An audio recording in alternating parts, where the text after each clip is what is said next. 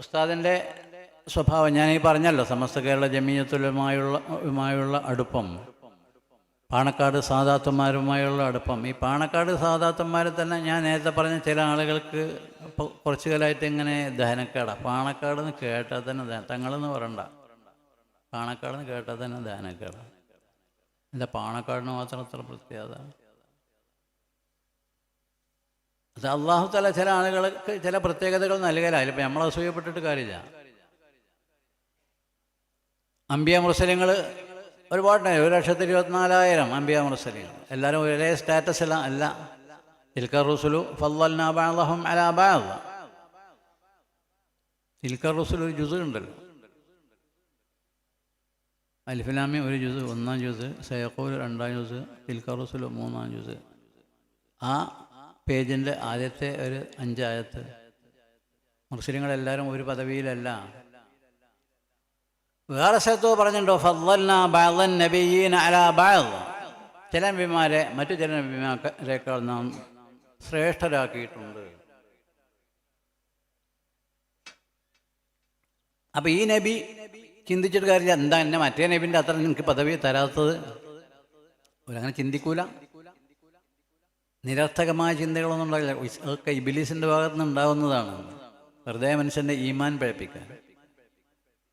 പാണക്കാട് തങ്ങന്മാരെ പറഞ്ഞാൽ അവർ ഏകദേശം 250 കൊല്ലമായി കേരളത്തിലെ മുസ്ലിമീങ്ങൾക്ക് ധാർമ്മികമായ ആത്മീകമായ മതപരമായ നേതൃത്വം നൽകി വന്നവരാണ്. ചരിത്രം പറയാൻ സമയമില്ല. വളപട്ടണത്താണ് ആദ്യത്തെ അവരുടെ പിതാമഹൻ. അവരുടെ മകൻ തലശ്ശേരി രാജകുടുംബത്തിൽ നിന്ന് വിവാഹം ചെയ്തു.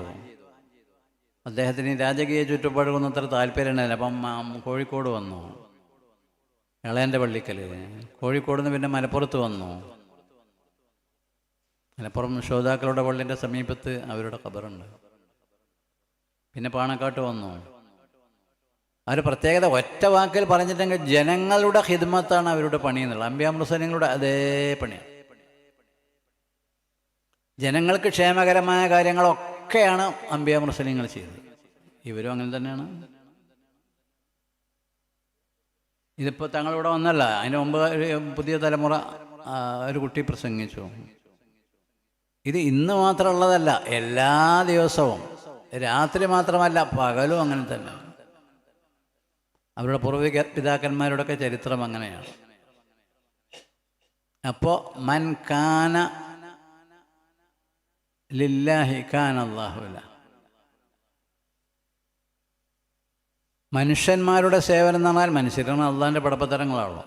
വലിയ പുണ്യമുള്ള കാര്യം, എന്ത് തരത്തിലുള്ള സേവനമാണെങ്കിൽ അതാണ് അവരുടെ പണി.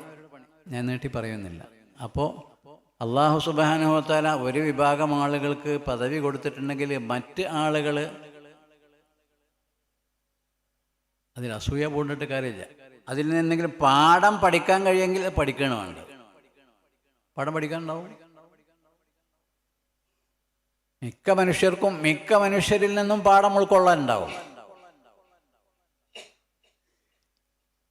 അതാണ് വേണ്ടത്. അതുകൊണ്ട് അള്ളാഹു സുബ്ഹാനഹു വ തആല നമ്മുടെ സ്മര്യ പുരുഷൻ ഉസ്താദ് അവർക്ക് അള്ളാഹു തആല പാരത്രിക പദവികൾ, ഉന്നതമായ പാരത്രിക പദവികൾ കനിഞ്ഞേകുമാറാകട്ടെ. ആമീൻ. ദുആ ചെയ്യുക.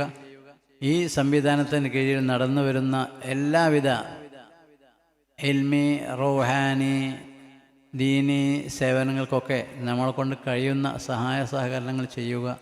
അള്ളാഹു സുബ്ഹാനഹു വ തആല തൗഫീഖ് നൽകുമാറാകട്ടെ. നിങ്ങളൊക്കെ ദുആ ചെയ്യണം. അസ്സലാമു അലൈക്കും വറഹ്മത്തുള്ളാഹി വബറകാതുഹു.